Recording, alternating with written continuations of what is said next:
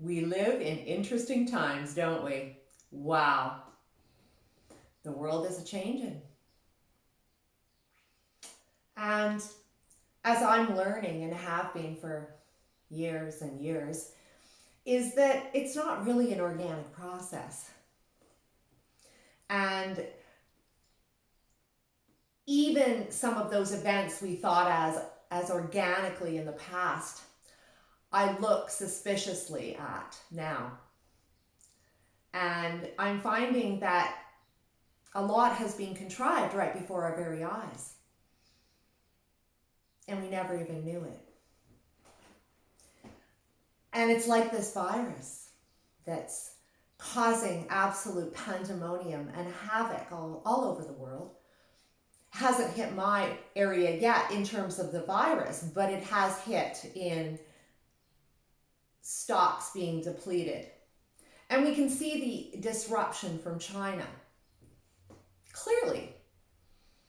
And again, it hasn't even hit us yet.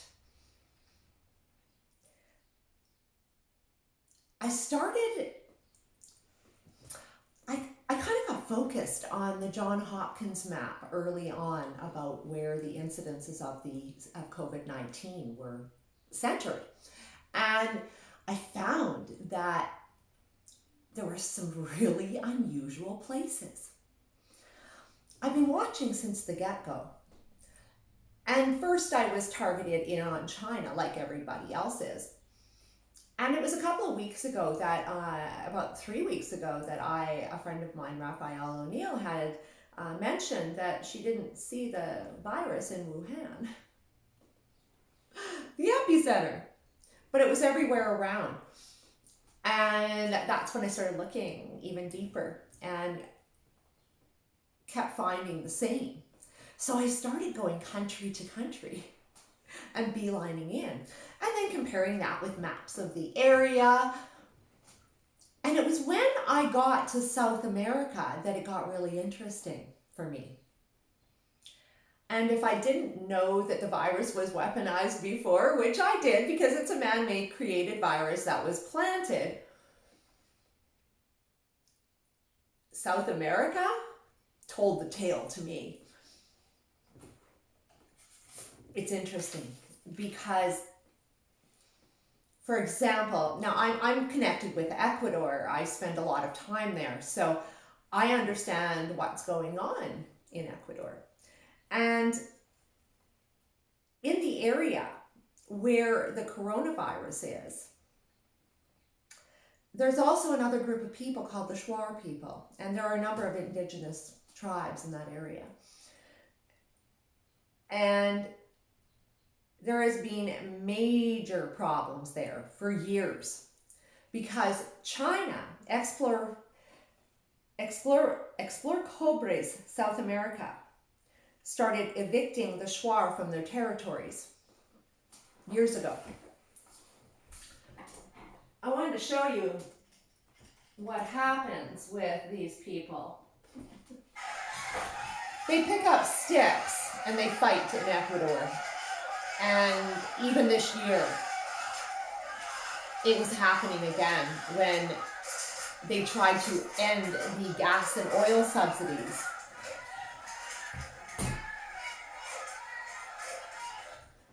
The only way you're getting the Shuar out of their territory is probably the old-fashioned way. And of course, that was fashioned by the Spaniards and the Portuguese in Brazil. And that's virus. Then I got off to Brazil. And it was a really unusual location yet again. Mato Grosso. But not quite Mato Grosso, which is going to be a smart city, by the way. It's also heavily invested in the sustainable goals of Agenda 2030. It's also the area for soy and a whole lot of Chinese investment. As well, the Xavante people live there. And of course, they're nomadic. They used to be much more. And they have been pushed and pushed and pushed from their way of life in the area for years and years. And again, the one thing, like the Shuar, the blockade of development, Chinese development. Now in Brazil they operate as one of them, but it's not. China is the beneficiary. They are the ones buying most of that soy. It's a real problem, soy. We know that. Genetically modified soy at that. In these areas, this is where Zika popped up. And of course, in Argentina and Brazil, doctors have been standing up for years saying it's the glyphosate, not the Zika. It's kind of scary. Chile has much the same thing. Now, the Malay are the indigenous people of Chile. And of course, they're getting hit on all sides right now, which I just discovered this morning. There's a forest fire right now raging. That was a couple of days ago of 8,350 hectares. And I found that in China news, interestingly enough. No other mainstream was carrying that item. Again, developmental areas, minerals, resources, oil, and agriculture. China is after agricultural area, and they're getting that in Africa and they're getting that in South America, and I've been watching it. I've also been watching the absolute huge amount of investment into Ecuador. And I spent a lot of time actually talking about that in my videos around Christmas time this last year, because I was there and seeing the country I visited year after year after year in a very different light upon what I'm learning. What we've got as well, what did I do with that one? Aha, yes. Okay, so let's look where the coronavirus isn't. That is really in the vicinity of China, like Kazakhstan, right next door. Turkmenistan, Uzbekistan, Mongolia, North Korea.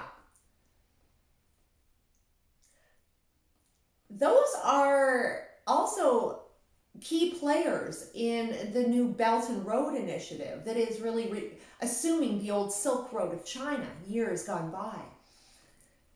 And heavy, heavy development, investment, but also workers, which is interesting. I know that Kazakhstan and Mongolia and North Korea closed their borders pretty much immediately, but there's still a lot of crossover of people. So I find it interesting that they haven't had any problem. Then I got to California, and thinking this was an excellent opportunity for Bill Gates' 2020 ID program. It's called ID 2020. And I had to look at where the virus is breaking out in California. Santa Clara, San Mateo, Contra Costa County, Berkeley, San Benito, Los Angeles, Orange County, Sonoma County, Humboldt, and San Diego. When you look at Washington, I started to see a crossover of the cities I've been reading about so much, about their homeless issues. And just about every single area that this virus has broken out or being brought in or being transmitted seems to be in areas where homelessness is a real issue. I was watching the Ice Age Farmer the other night, and it was pretty clear to me because he identified the fact that these homeless shelters have already been created, but they hadn't been rolled out yet, but they were laying in wait. And that was kind of odd as well. I'm learning that there's no accidents here. What we believe is organically rolling out just isn't happening organically. This is all laid out right before our very eyes. Looking into each of these areas in California got me thinking about Vancouver, Canada. And as I beelined in to the location, an area where these cases seem to be, it's right off East Hastings. Again, vulnerable population, a lot of homelessness, a lot of drug use, of heroin and fentanyl. And an area they've been trying to gentrify for many, many moons with no success. Interestingly enough, this is like a little center of hell. It truly is. Heroin and fentanyl are ugly, very ugly. And I used to have a hemp store really close to there in the day. So I know the area very well. And I also know Chinatown's right there. So then I started looking in Toronto. And I noticed this years and years ago, that all the fentanyl and heroin was coming and it was really close to Chinatown. Just saying. Toronto, the area where it seems to be hitting, and I don't know if that's the hospital that they've got laid out on the map, but you're looking at the Toronto Queen and Spadina area. Again, Chinatown.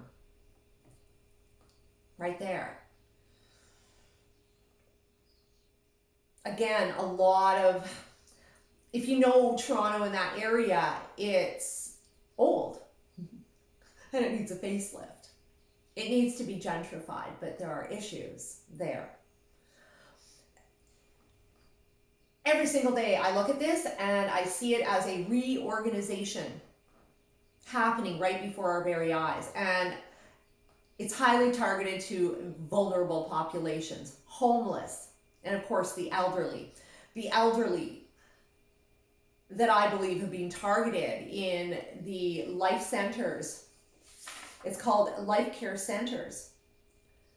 And that one was in just outside of Seattle, I believe, where there are the most cases now in Washington State, King County.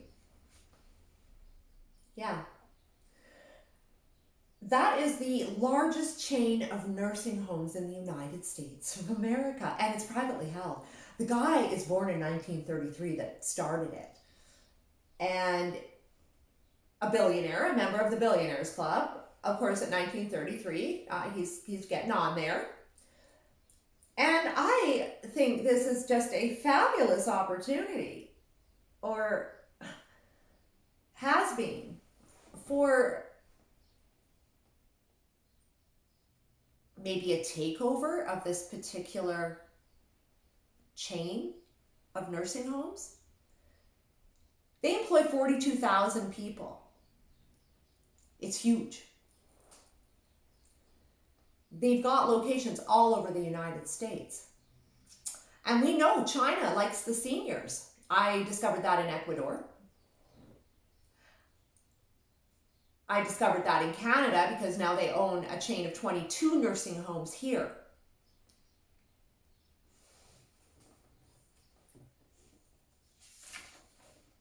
It's really scary because there's more going on than we're understanding. And now, of course, with all the frenzy, the media has got us here, there, and everywhere. Everybody with all of their suspicions.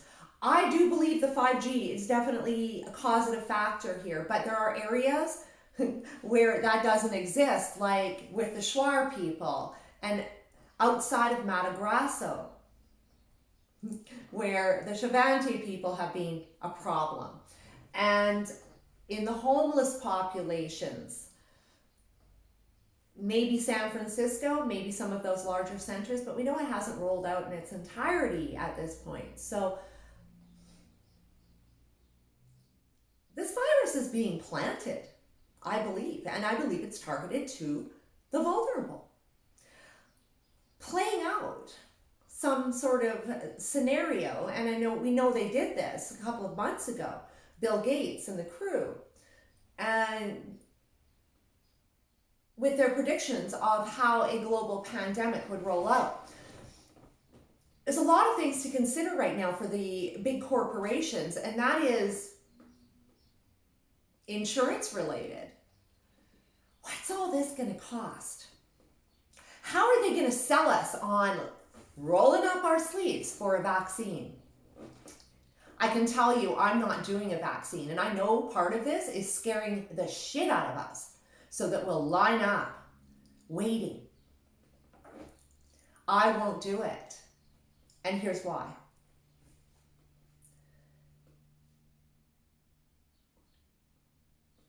Since I haven't vaccinated, in fact, the last time I vaccinated was when I was about 21. My boss, 22, my boss made me. He was a real believer. He was from South Korea, interestingly enough. Wonderful man, but misguided on this frontier. Because he'd actually escaped from North Korea, he believed that anything in the West was better. And I know in his reality it was. But when it came to medical and vaccines, I was against it at that point in my life. But he made me get it to go to work. He made it a condition of my employment. And he never did that again because I was sick for 10 days and he was screwed. It was the worst flu of my life. I've never been sick like that again. I'd never been down with the flu like that. It was wicked. I've watched my dad from the waist down after a flu vaccine, paralyzed, Guillain-Barré syndrome, but the doctors wouldn't acknowledge it. I've met so many people over the years with vaccine injuries, it's ridiculous. And the fact that the medical profession never acknowledges it, if you think they didn't before, you think they're going to do it now? No, they're not.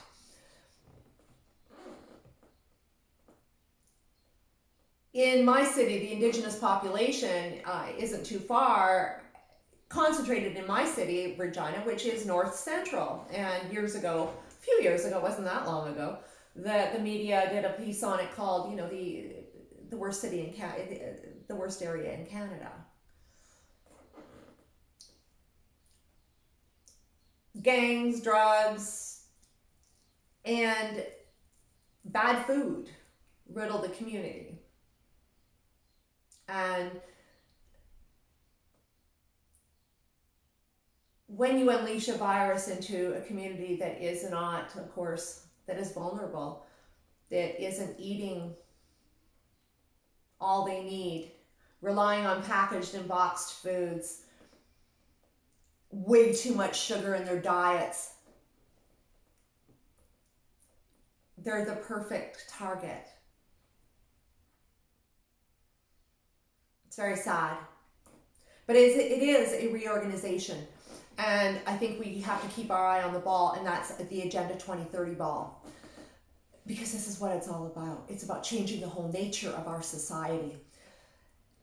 Ridding us of those old traditions like the Shuar people, like the Aboriginals in our country. Even in China. You ask why the Chinese would ever unleash it into their own population. And that's pretty simple.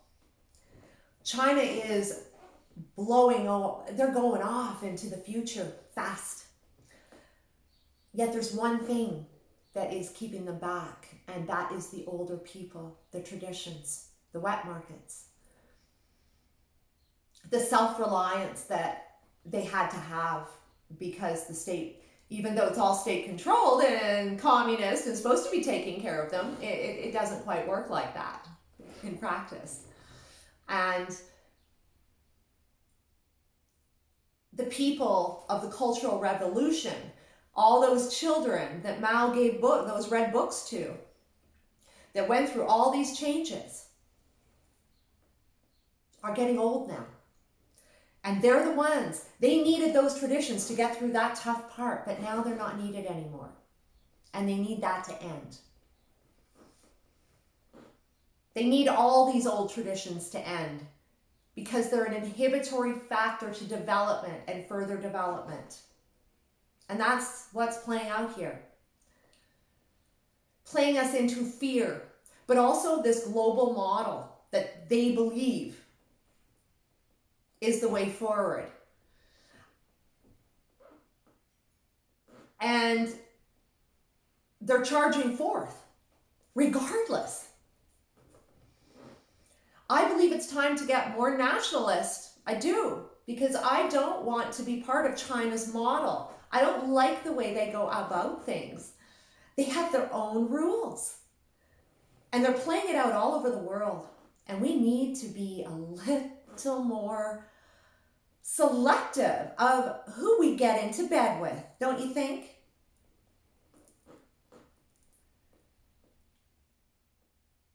I'm Canadian.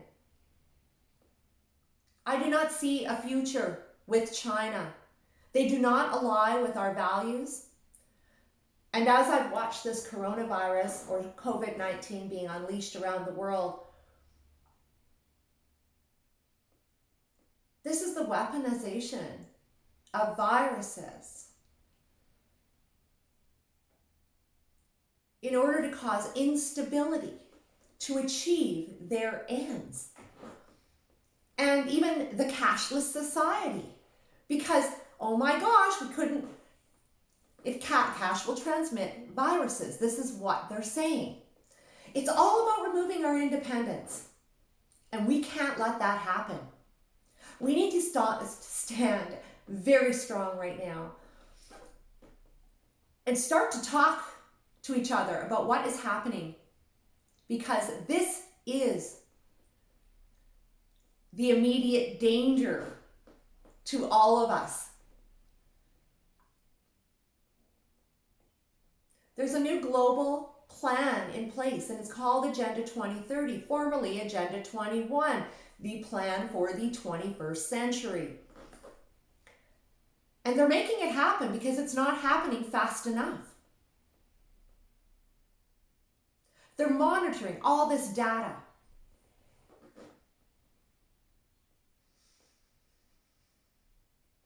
If we continue on this path, this is the end of our countries, of our sovereignty, of our independence, but moreover, our independence as people. 5G may give fast communications, but it's also going to give facial recognition, knowledge of where you are every minute of the day. A stalker, an absolute stalker in your world. I believe we are free and independent people. And if we don't start seeing what's happening right before our very eyes, life is never going to be the same for us. And this independence that we know is going to be gone forever. It's not a life I want. And I know it's not a life that most people ever thought they'd even have to entertain.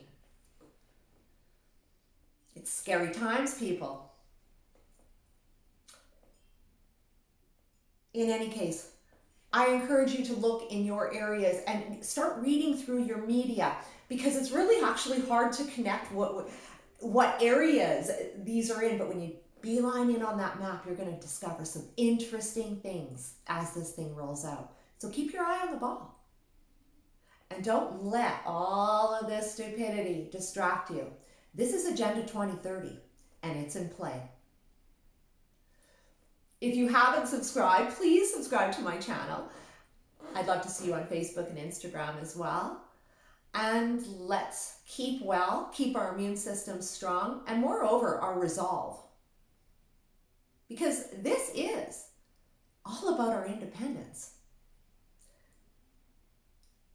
and the acknowledgement that the global plan of Agenda 2030 is underway under the guise of a global pandemic.